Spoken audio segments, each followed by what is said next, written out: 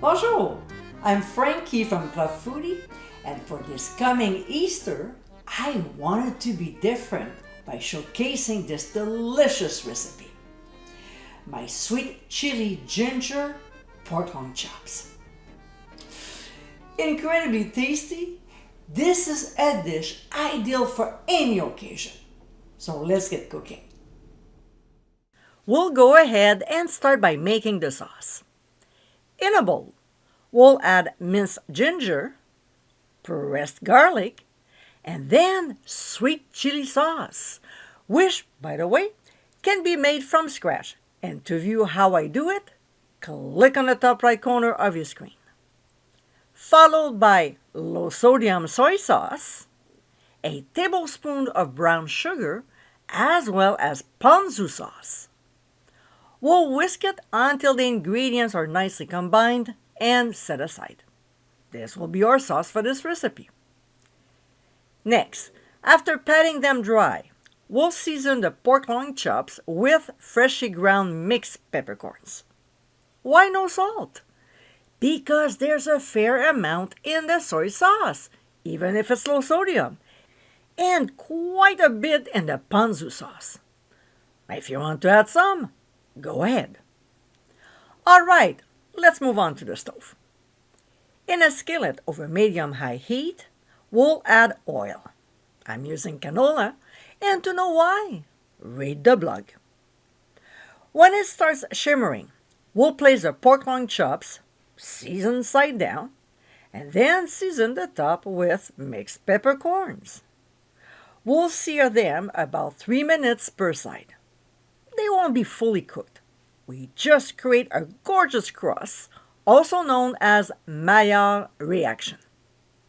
Just as the late chef Anne Burrell often mentioned, brown food tastes good, so we also sear the sides. When this step is done, we should take a minute and a half at the most. We'll transfer the chops to a plate and set aside.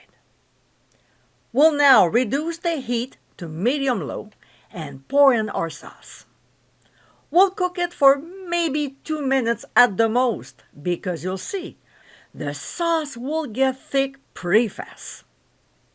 We'll return the meat back to the skillet, including any accumulated juices, and then spoon the sauce over the chops, making sure they're nicely covered.